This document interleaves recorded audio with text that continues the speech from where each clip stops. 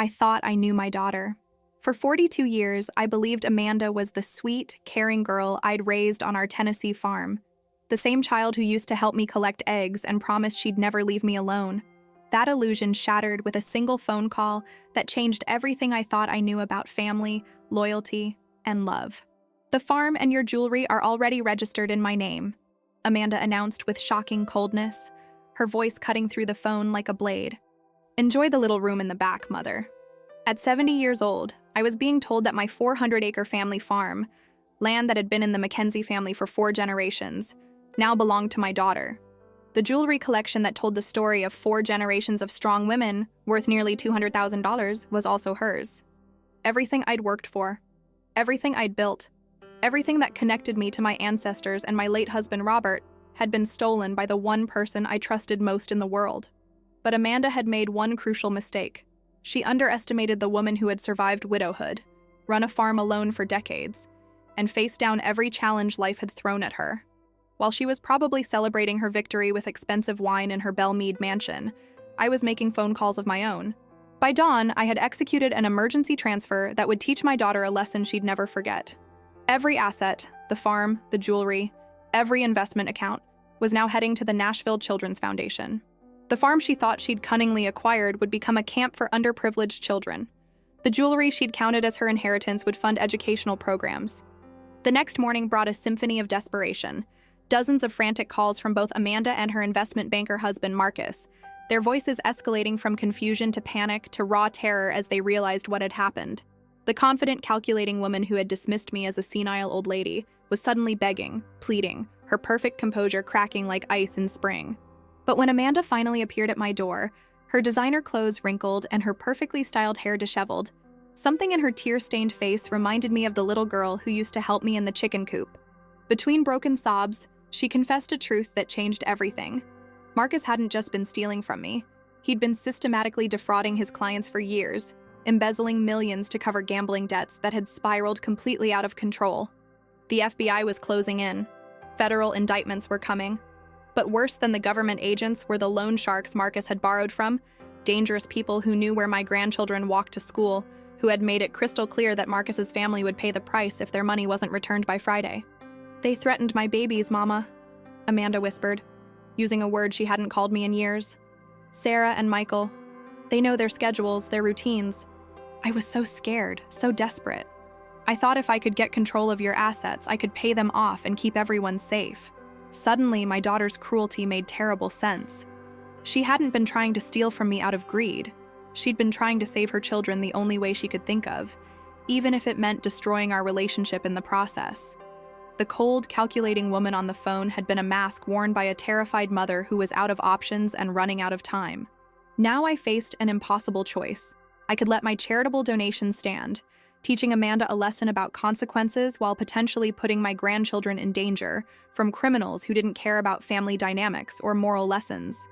Or I could reverse my decision, use my life savings to help clean up the mess that Marcus's crimes had created, and try to rebuild a relationship with a daughter who had broken my heart in ways I'd never imagined possible.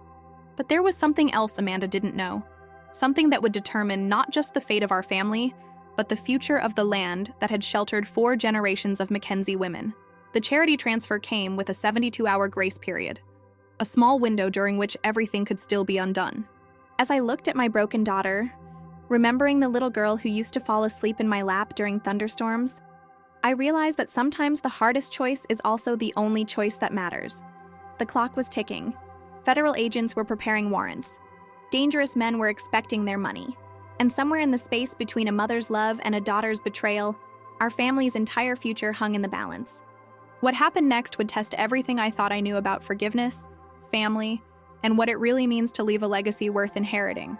My daughter had tried to steal my life's work, but she was about to learn that some things, love, redemption, and the bonds that hold families together, can't be bought, sold, or signed away with legal documents. The reckoning was coming, and it would change all of us forever. I never thought I'd live to see the day when my own flesh and blood would try to steal the ground from under my feet. But here I am, 70 years old, sitting in my great-grandfather's rocking chair on the wraparound porch of our family farmhouse, watching the October rain create rivers in the red Tennessee dirt, and wondering how I raised a daughter capable of such calculated cruelty. My name is Dolores Mackenzie, though everyone's called me Dolly since I was knee-high to a grasshopper. And this 400-acre spread outside Nashville has been in my family for 4 generations. The land stretches as far as you can see, rolling hills dotted with century-old oak trees, pastures where our cattle graze, and the big red barn that my grandfather built with his own hands in 1923. It's not just property to me. It's a living testament to everything the Mackenzie family has endured, survived, and accomplished. This morning started like any other. I was up at 5:30 a.m., same as I've been for the past 40 years since my husband Robert passed. The routine never changes. Coffee first, strong and black, the way Daddy taught me, then out to check on the animals. We've got 23 head of Angus cattle, a small flock of chickens that provide eggs for half the county, and Old Blue, our border collie who's been my constant companion for 8 years now. The farmhouse itself tells our family's story in every creaking floorboard and weathered beam.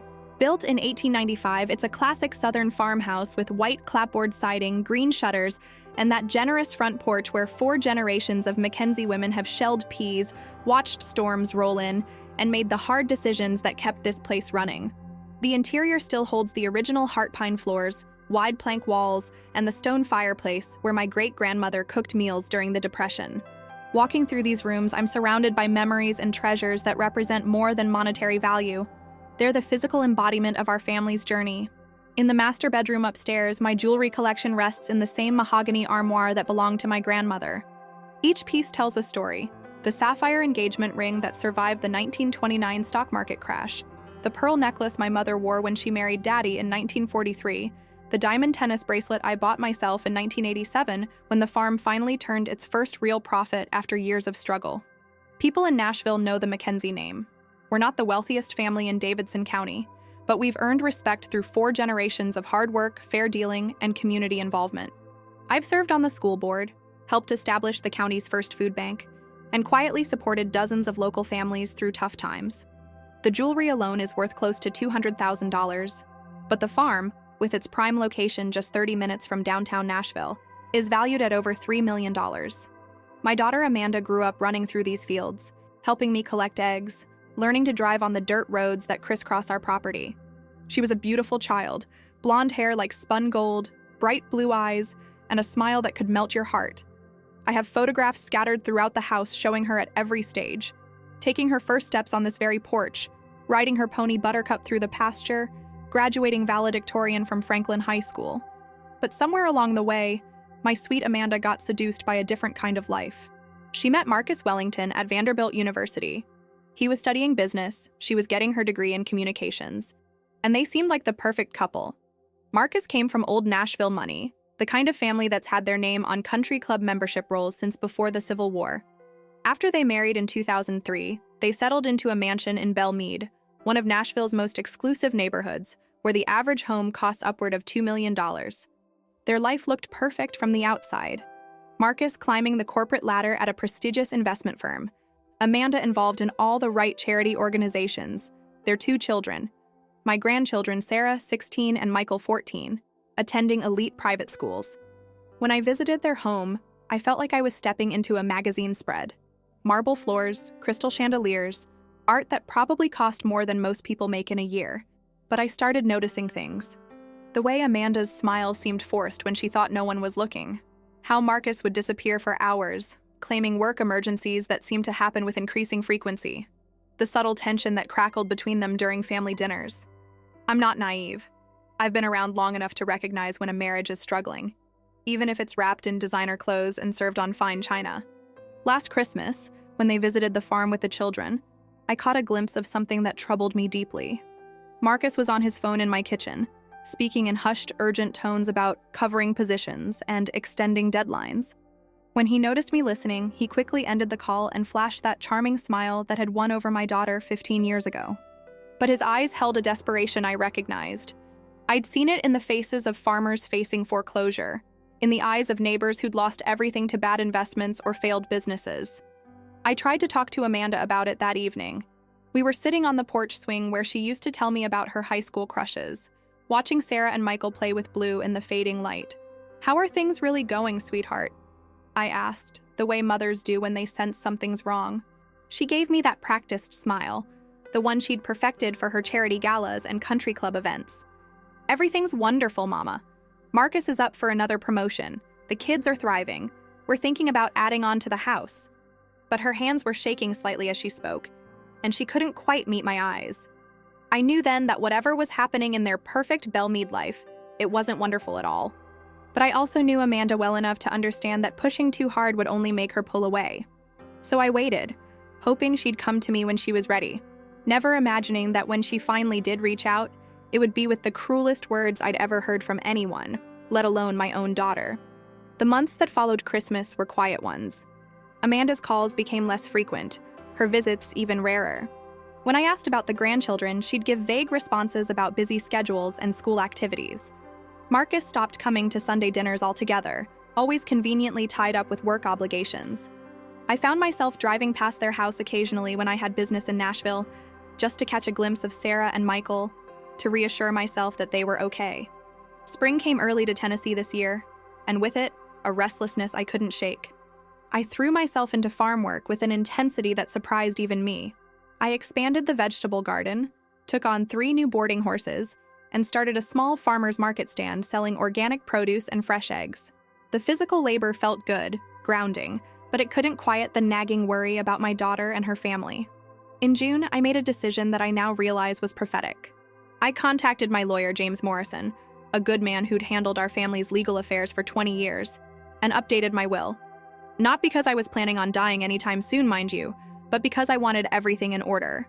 I made sure Amanda and the children were provided for, but I also established provisions for several charities I'd supported over the years, including the Nashville Children's Foundation, which ran programs for underprivileged kids throughout the county.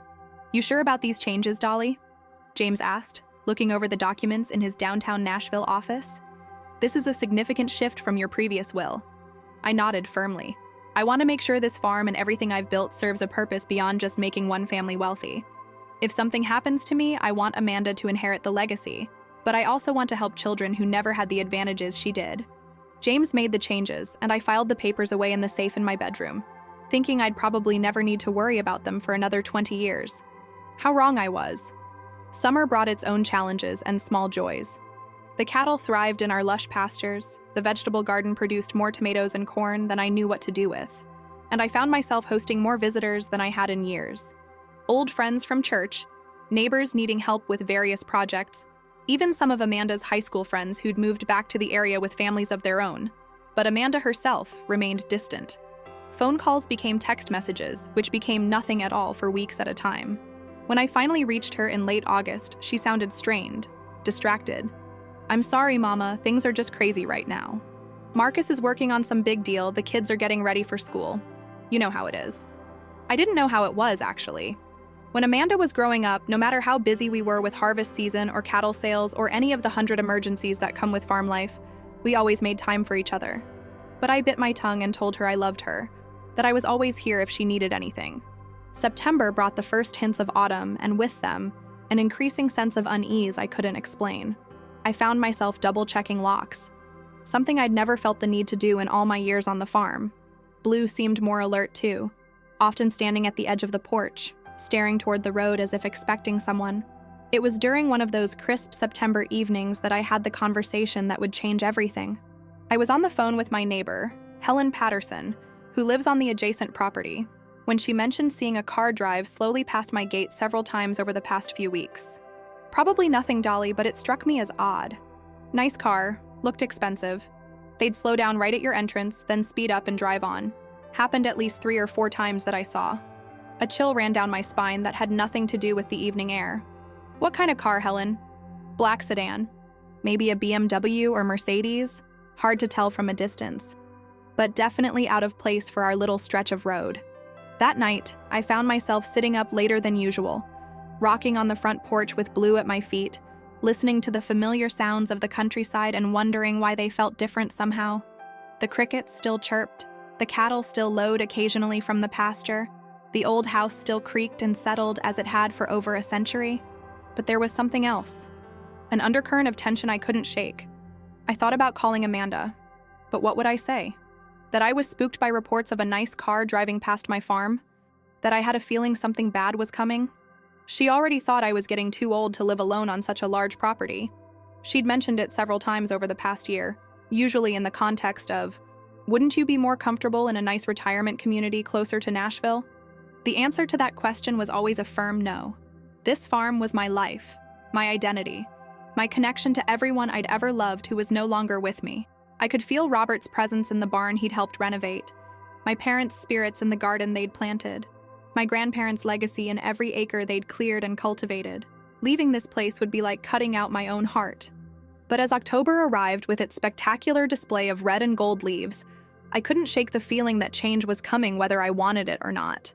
The phone call that would shatter my world was still a few days away. But somehow, in that deep place where a mother's intuition lives, I think I already knew that my daughter was about to break my heart in ways I'd never imagined possible. Looking back now, I realized there were signs I missed or chose to ignore. The increasing desperation in Marcus's voice during those brief phone calls, Amanda's reluctance to talk about their finances or future plans, the way both of them seemed to avoid discussing the children's college funds, something that had been a frequent topic of conversation in previous years. But hindsight is a luxury I didn't have then. All I had was a growing sense of dread and the absolute certainty that the life I'd built on this land, the peace, the security, the legacy I'd worked 70 years to create, was about to be tested in ways I'd never anticipated. The storm that was coming would teach me things about love, betrayal, forgiveness, and the true meaning of family that I thought I'd already learned. But some lessons I was about to discover can only be taught by the people who have the power to hurt us most. The ones we love without reservation, without conditions, and without the protection that comes from keeping our hearts safely guarded. That protection was about to be stripped away completely, leaving me vulnerable in ways I hadn't been since I was a young widow trying to figure out how to run a farm and raise a daughter all by myself. But this time, the threat wasn't coming from outside forces. Economic downturns, natural disasters, or the countless challenges that test every farming family. This time, the danger was coming from inside my own family, from the daughter I'd sacrificed everything to protect and provide for. And when it arrived, it would test not just my resolve or my business acumen, but the very foundations of who I thought I was as a mother, as a woman, and as the keeper of 4 generations of Mackenzie family values.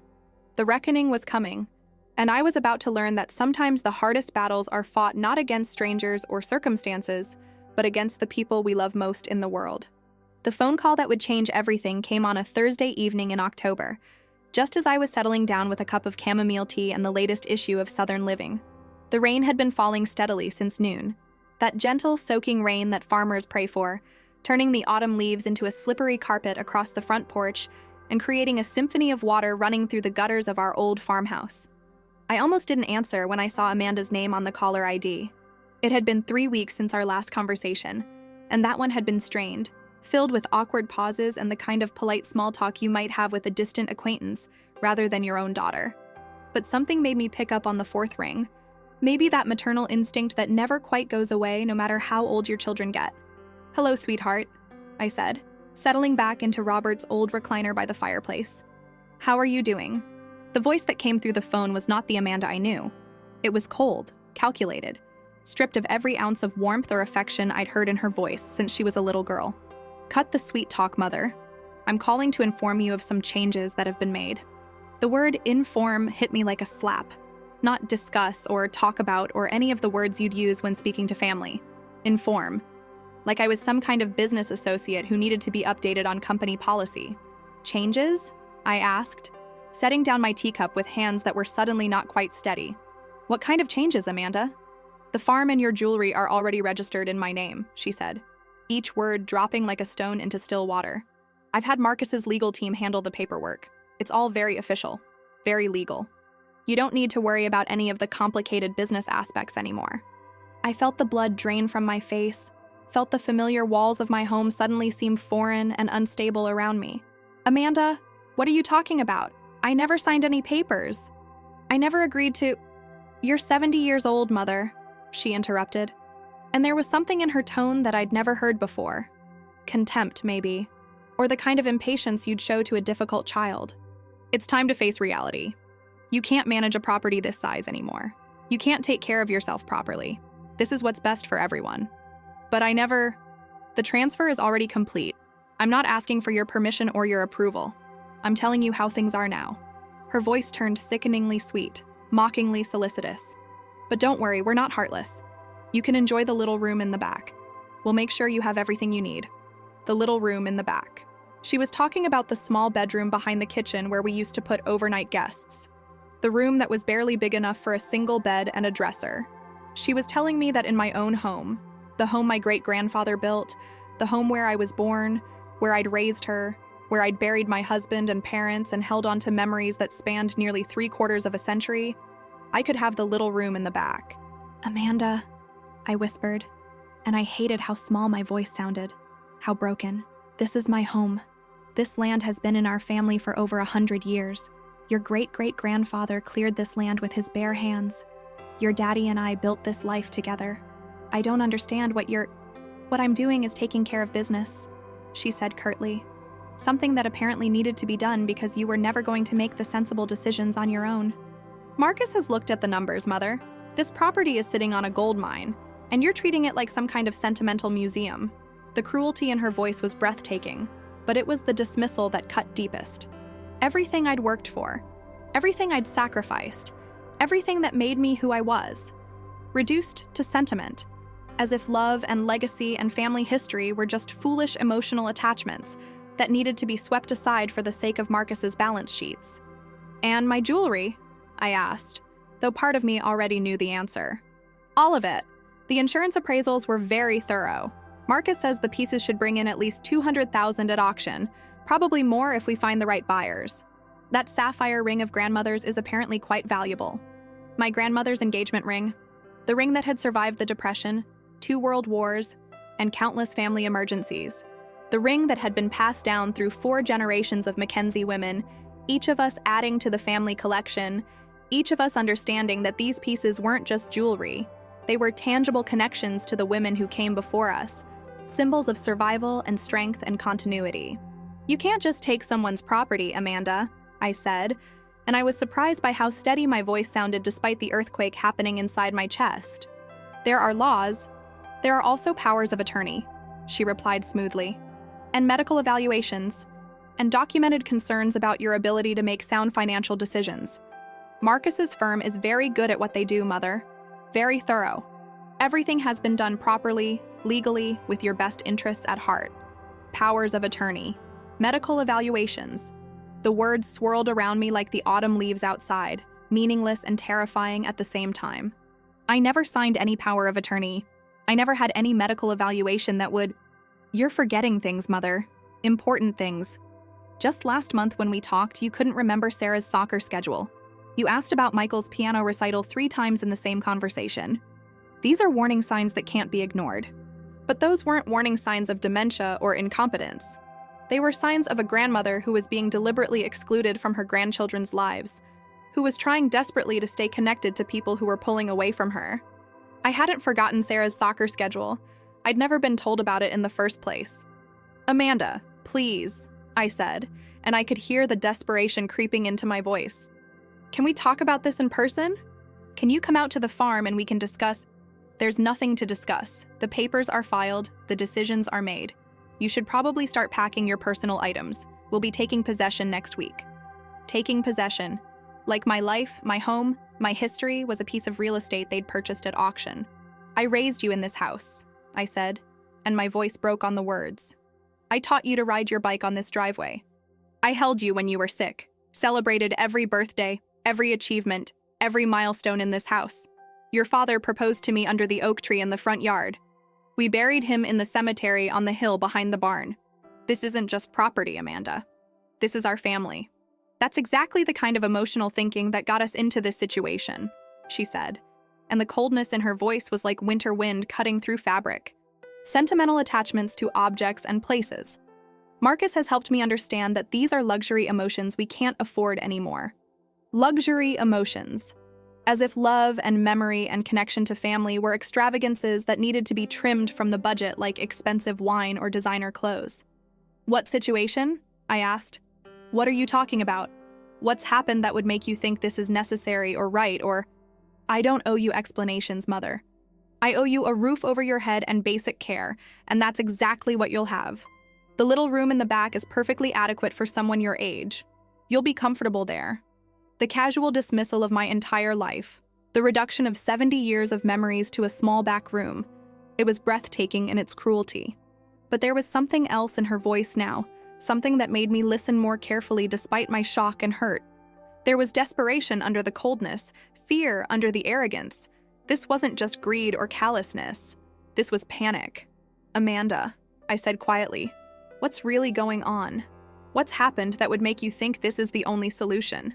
For just a moment, her composure cracked. I heard something that sounded almost like a sob, quickly covered by a cough. But when she spoke again, her voice was steady and final. Enjoy the little room in the back, Mother. Someone will be in touch about the transition details. The line went dead. I sat in that chair for I don't know how long, holding the phone, staring at the rain running down the windows, trying to process what had just happened. Blue, sensing my distress, came over and laid his head on my lap, his brown eyes full of the kind of uncomplicated sympathy that only dogs can offer. The fire in the fireplace crackled and popped, the same fire I'd been building in that same stone hearth for 40 years. The grandfather clock in the hallway chimed 9 o'clock, the same chime I'd been hearing since I was a little girl visiting my grandparents in this very house.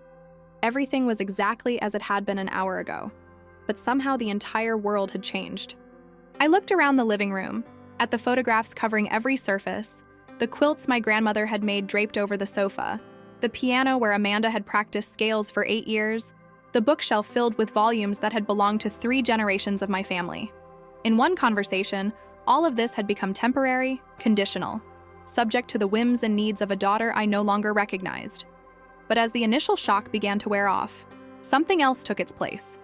Not resignation or defeat, but a cold, calculating anger that surprised me with its intensity. I had not survived the death of my husband, the challenges of running a farm alone, the economic ups and downs of 4 decades, and countless other trials just to be discarded like an inconvenient piece of furniture by my own child. I stood up, steadier now, and walked to the kitchen where I kept my important papers in the old roll-top desk that had belonged to my father. Everything was there. My will, the deed to the farm, insurance policies, investment records, and most importantly, the phone number for James Morrison, my attorney.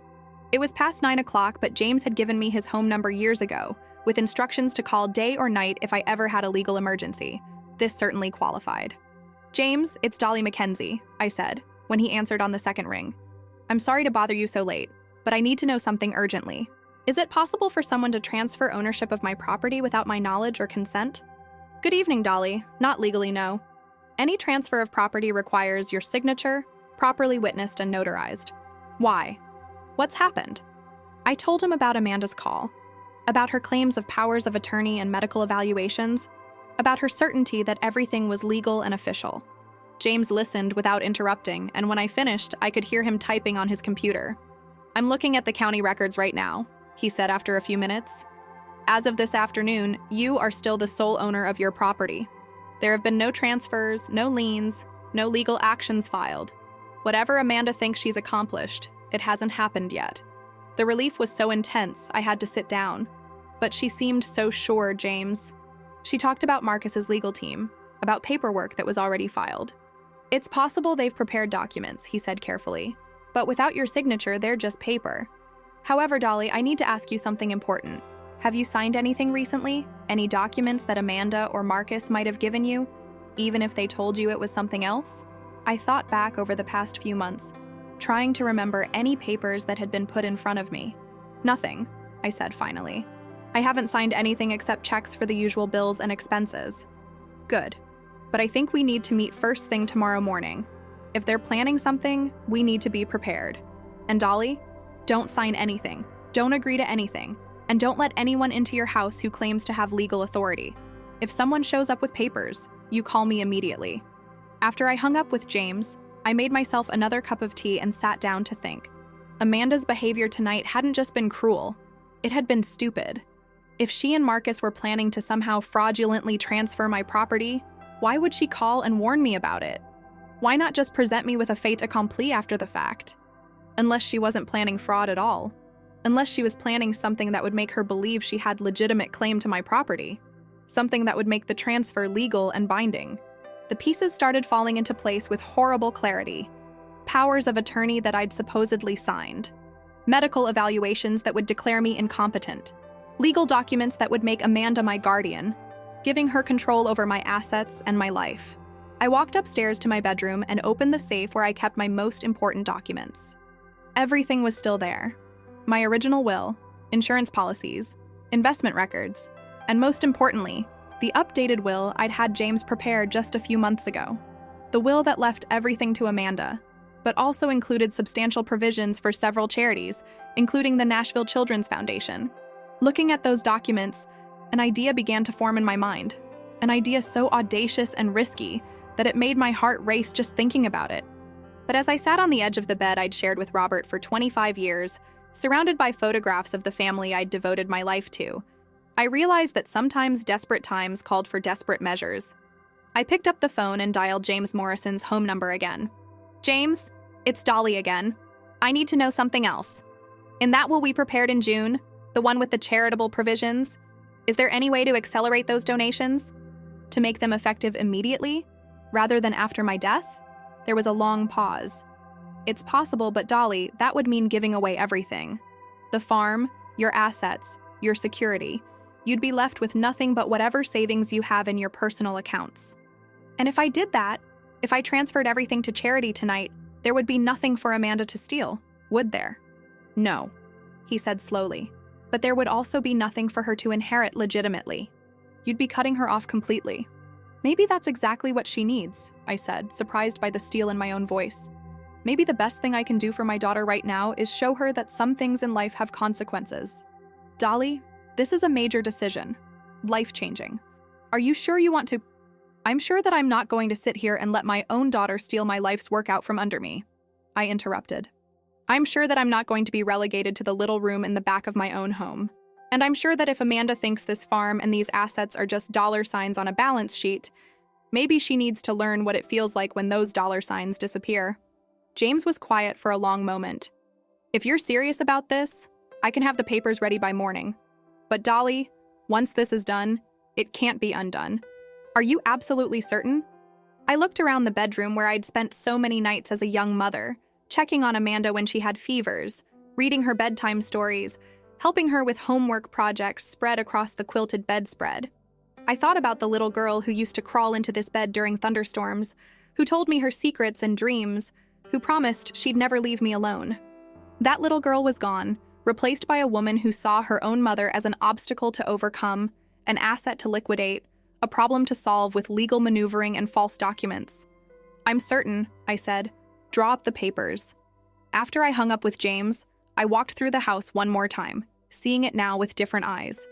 Tomorrow, this would all belong to the Nashville Children's Foundation. The 400 acres would become a camp for underprivileged children. The house would be renovated to serve as administrative offices and guest quarters for visiting families. My jewelry would be sold at auction, with the proceeds funding educational programs for kids who'd never had the advantages Amanda grew up with. In one phone call, my daughter had tried to steal my legacy. In response, I was going to give it away to people who would actually appreciate it, who would understand that the real value of this place had nothing to do with market prices or development potential.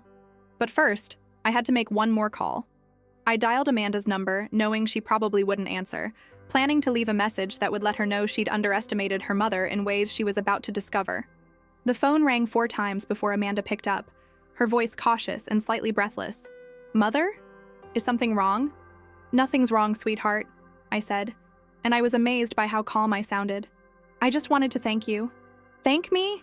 She sounded confused, suspicious. For helping me see things clearly. You're absolutely right that I'm getting too old to manage such a large property. You're right that it's time to make some changes. There was silence on the other end, and I could practically hear her trying to figure out what game I was playing. So you're agreeing to the transition? She asked carefully. Oh, I'm absolutely agreeing that changes need to be made. In fact, I've decided to be even more proactive than you suggested. Since you feel so strongly that I can't handle the responsibility of this property, I've decided to relieve myself of that burden entirely. What do you mean? I mean that by tomorrow afternoon, sweetheart, neither you nor I will own this farm. It's all going to charity. Every acre, every building, every piece of jewelry. The Nashville Children's Foundation is going to be so surprised and grateful. The silence that followed was so complete I thought the line had gone dead.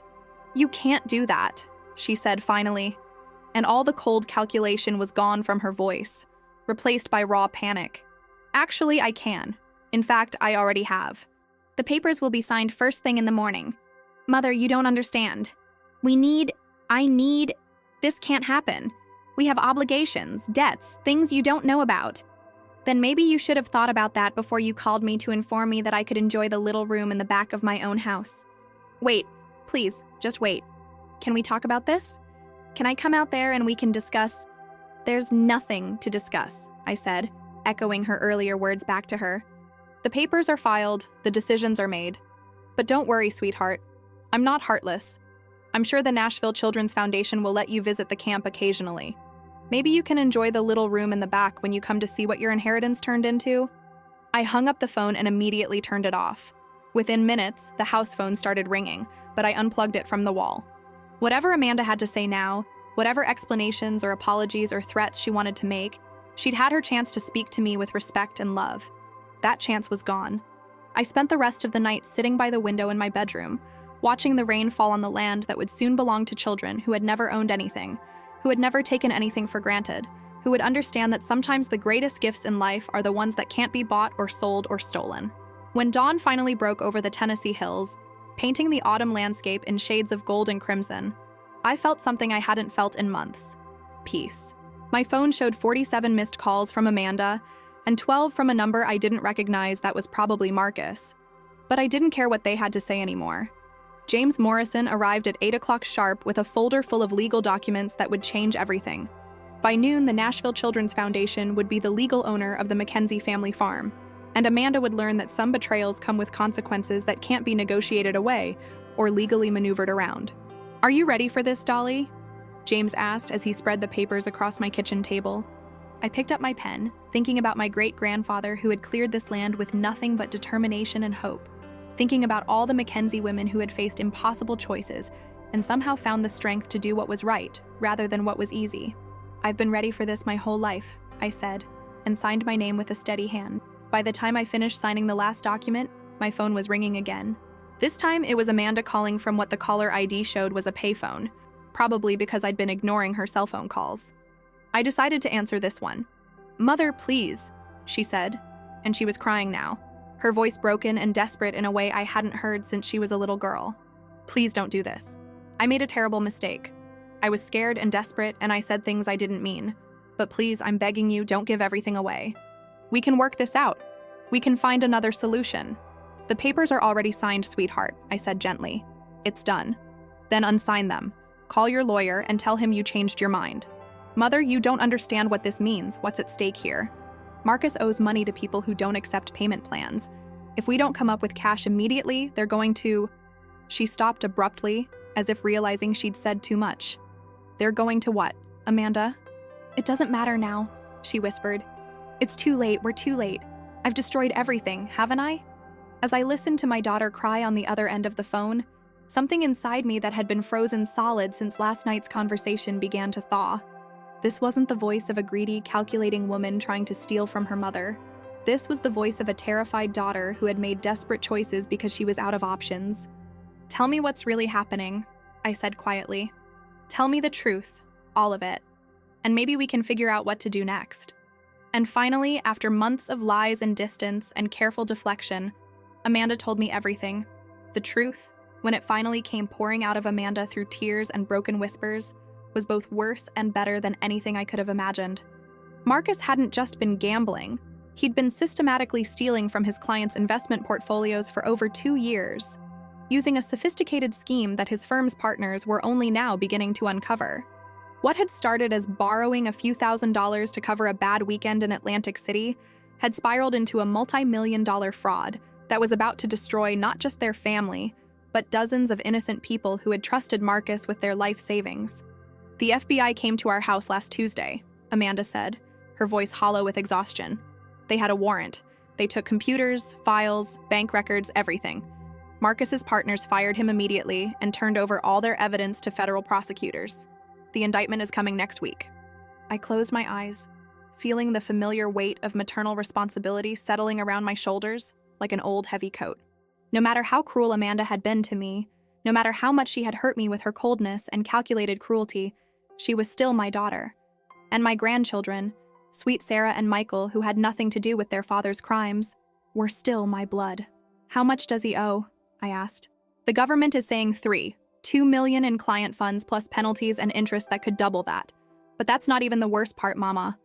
The word mama slipped out like she was 12 years old again, seeking comfort after a nightmare.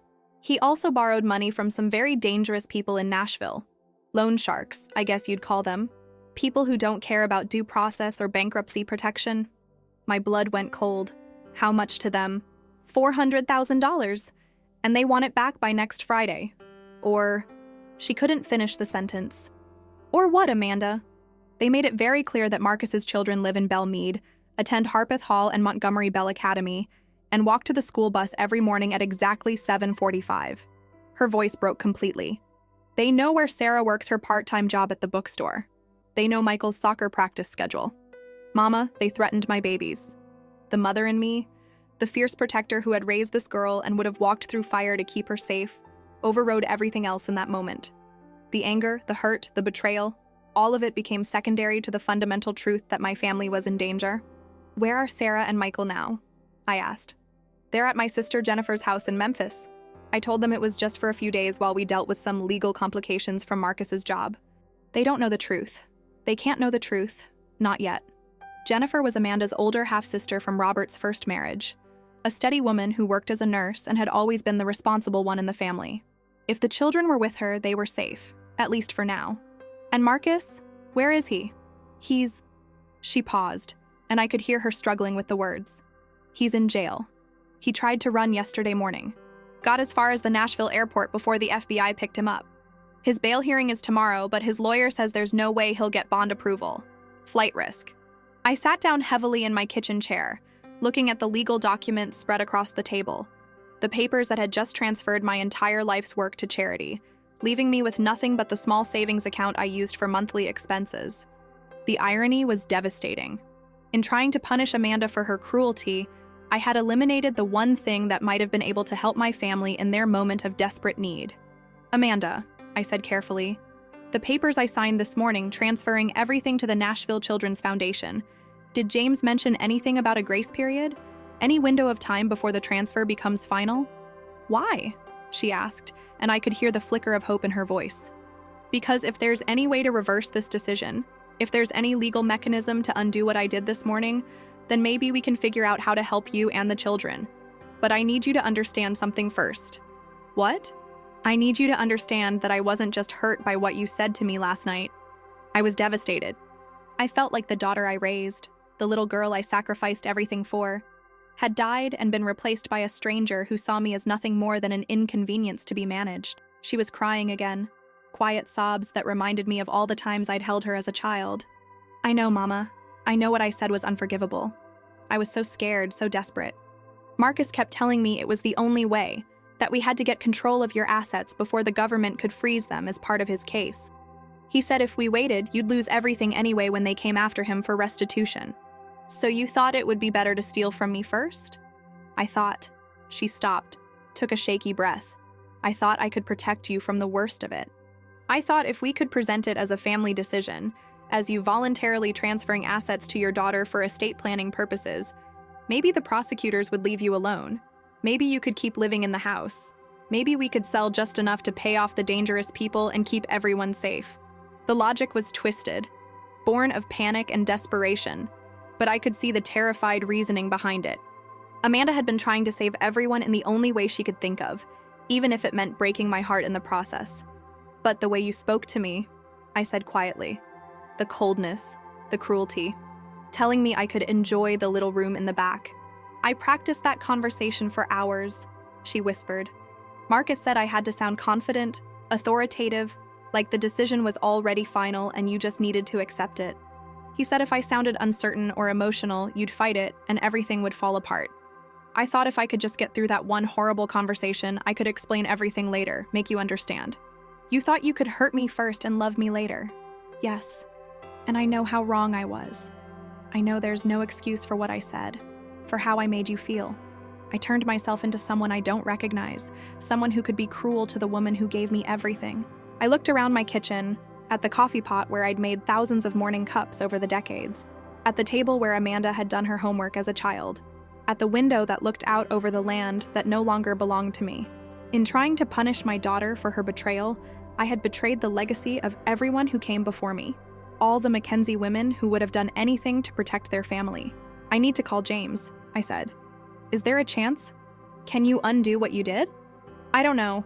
But Amanda, if there is a way to reverse the charity transfer, if I can get my assets back, then we need to have a very different kind of conversation about what happens next. What do you mean? I mean that I'm not going to hand over millions of dollars to you and Marcus just so he can pay off the people he stole from and the criminals he borrowed from. If I'm going to risk my security, my future, everything I've worked for, then we're going to do this the right way. I called James Morrison, whose phone had probably been ringing off the hook from reporters once word of the charity transfer hit the local news. He picked up on the first ring. Dolly, thank God. Are you all right?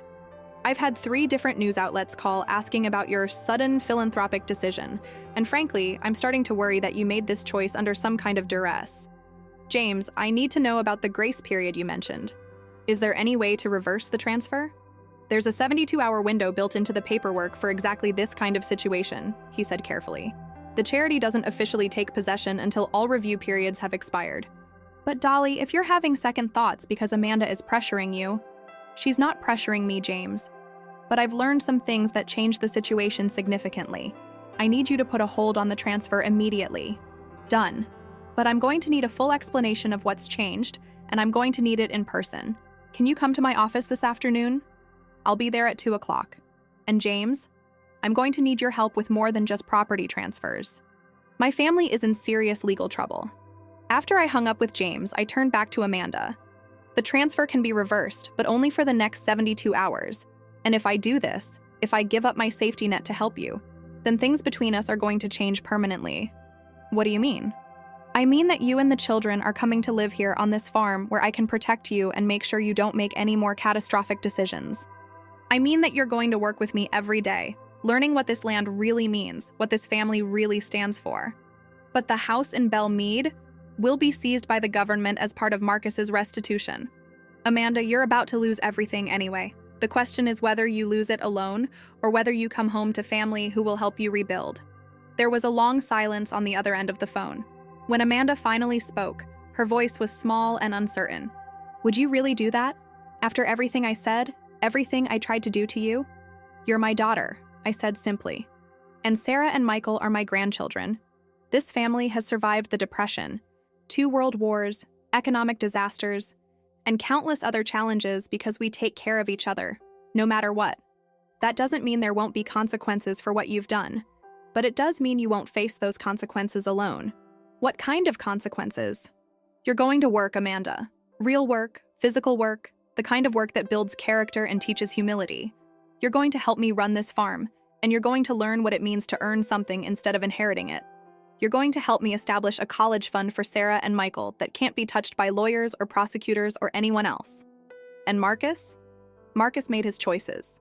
He's going to face the legal consequences of those choices, and that's not something I can fix or want to fix. But his children don't deserve to be punished for their father's crimes, and neither do you, as long as you're willing to do the hard work of rebuilding your life the right way. That afternoon, I sat in James Morrison's office and laid out everything Amanda had told me, watching his expression grow more serious with each detail. By the time I finished, he was shaking his head. Dolly, this is a federal fraud case with organized crime connections. If you use your assets to pay off Marcus's debts, especially the money he owes to these loan sharks, you could be charged as an accessory after the fact. What if we don't pay off his debts directly? What if we make sure Amanda and the children are safe and secure and let the legal system handle Marcus? James leaned back in his chair, thinking, that's different. Providing for your daughter and grandchildren, helping them start over. That's not illegal. It's just expensive. How expensive? Well, you'd need to buy out Amanda's interest in the Belle Meade house before the government seizes it, assuming there's any equity left. You'd need to set up trust funds for the children's education and future needs. You'd need to establish a legal defense fund for Amanda if she gets charged as a co-conspirator. And the loan sharks? That's Marcus's problem. If they come after Amanda or the children, that's a criminal matter for law enforcement to handle. You don't negotiate with organized crime, Dolly. You protect your family and let the professionals deal with the criminals. Over the next few days, I watched my quiet farm transform into something resembling a military operation. James brought in a team of lawyers specializing in federal fraud cases. I hired a private security company to monitor the property and make sure we weren't visited by any of Marcus's creditors. Amanda and the children moved into the farmhouse, taking over the guest rooms upstairs that hadn't been occupied in years. Sarah, my 16-year-old granddaughter, handled the transition with the resilience that seems to be genetic in Mackenzie women.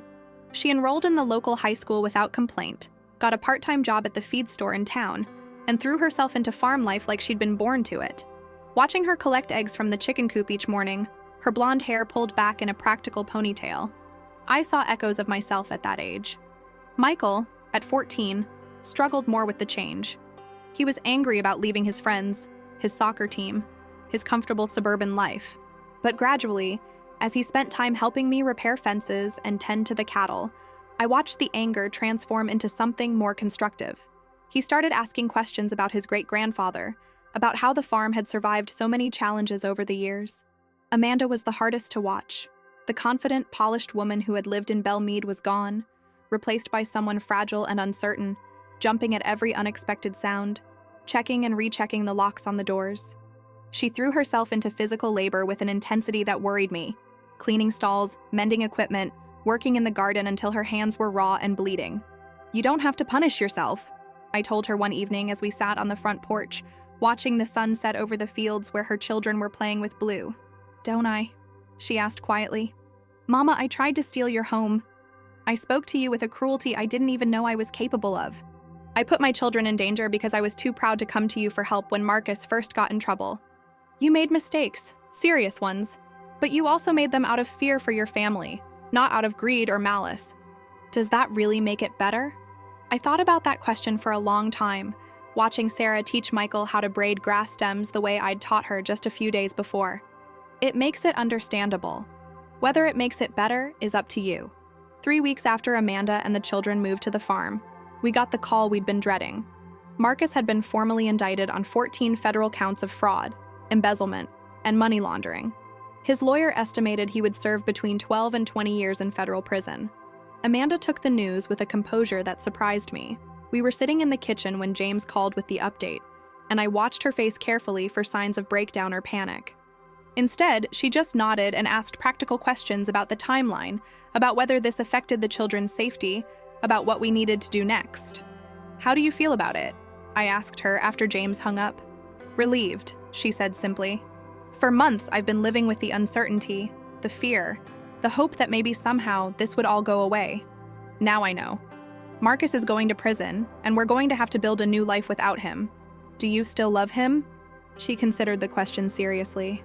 "I love the man I married 15 years ago, but that man disappeared somewhere along the way, replaced by someone who could lie to me about where our money was going, who could put our children in danger, who could ask me to steal from my own mother to solve problems he created." She paused, looking out the window at Michael, who was teaching Blue a new trick. "I don't think that man exists anymore." 2 months later, on a crisp December morning, Amanda and I were in the barn when we heard cars coming up the drive. Through the window, I could see 3 black SUVs, the kind that usually meant either very good news or very bad news. "FBI?" Amanda asked, her voice tight with anxiety. "I don't think so," I said, recognizing one of the vehicles. "I think it's the Nashville Children's Foundation." We walked out to meet them, Amanda staying close behind me like she used to do as a child when strangers came to the door. The woman who got out of the lead SUV was tall, elegantly dressed, with silver hair and kind eyes. I recognized her from newspaper photos. Margaret Holloway, the foundation's director. "Mrs. Mackenzie," she said, extending her hand. "I'm Margaret Holloway. I believe we have some things to discuss." We invited them into the house where Mrs. Holloway explained that the foundation had been following the news about Marcus's case and had put together a complete picture of what had happened with the attempted property transfer. "We want you to know that we would never have accepted your donation under those circumstances," she said firmly. "Gifts made under duress, or as a reaction to family trauma, don't serve anyone's best interests. The donation was legally valid," James pointed out. "Mrs. Mackenzie made the decision freely." Legally valid, yes, but ethically questionable, given the circumstances. Mrs. Holloway turned to me with a smile. However, we have a proposition that might serve everyone's interests. What she proposed was something I'd never considered, but that made perfect sense once I heard it. The foundation wanted to establish a partnership with the farm, not ownership, but a collaborative arrangement where part of the land would be used for the children's camp they'd always envisioned, while the rest remained a working farm operated by my family. We'd pay fair market rate for a long-term lease on 200 acres, Mrs. Holloway explained. That would give us enough space for the camp facilities while leaving you with 200 acres to continue farming. The children in our programs would learn about agriculture, rural life, and the kind of values that built this community. Amanda and I looked at each other across the kitchen table. The lease payments would be enough to secure the children's college funds, pay off the legal expenses from Marcus's case, and provide a comfortable income for years to come. More importantly, it would fulfill the charitable impulse that had driven my original decision while keeping the family legacy intact. There's one more thing, Mrs. Holloway added. We'd like to offer Amanda a position as the camp's program coordinator. Her background in communications, combined with her recent experience in rural living, would make her perfect for the role. I watched my daughter's face as she processed the offer. For the first time in months, I saw something that looked like hope. I'd like that, Amanda said quietly. I'd like to be part of something that builds up instead of tearing down.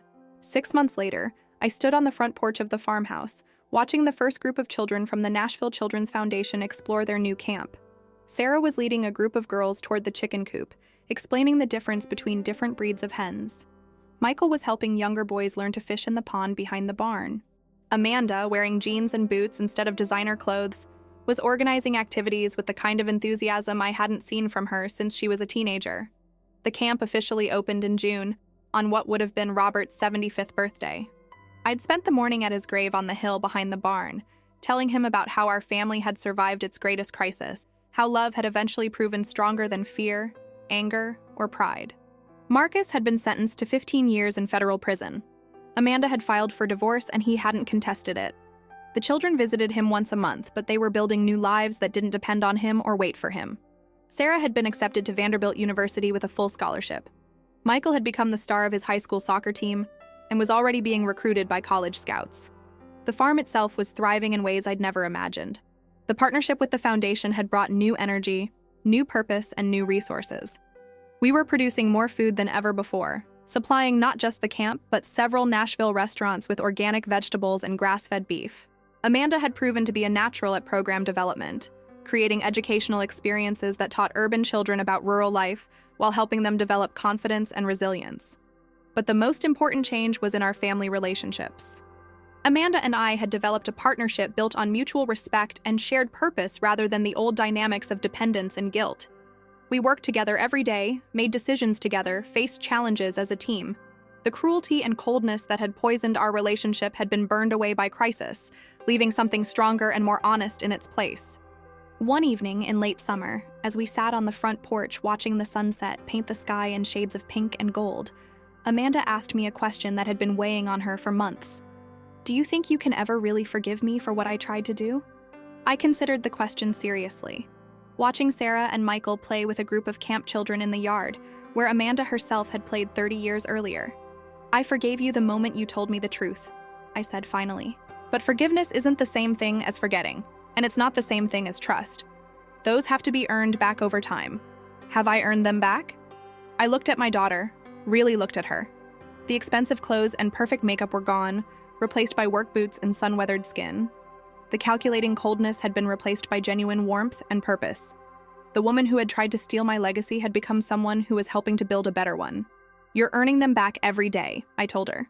Every morning when you get up and do the hard work instead of looking for the easy way out. Every time you put the children's needs ahead of your own comfort. Every day that you choose to be part of the solution instead of part of the problem. As autumn returned to Tennessee, bringing with it the first anniversary of that terrible phone call that had nearly destroyed our family, I found myself reflecting on everything we'd been through and everything we'd learned. The farm was more beautiful than ever, the autumn leaves creating a tapestry of red and gold across the rolling hills. The children's camp had exceeded all expectations, with waiting lists for next year's programs.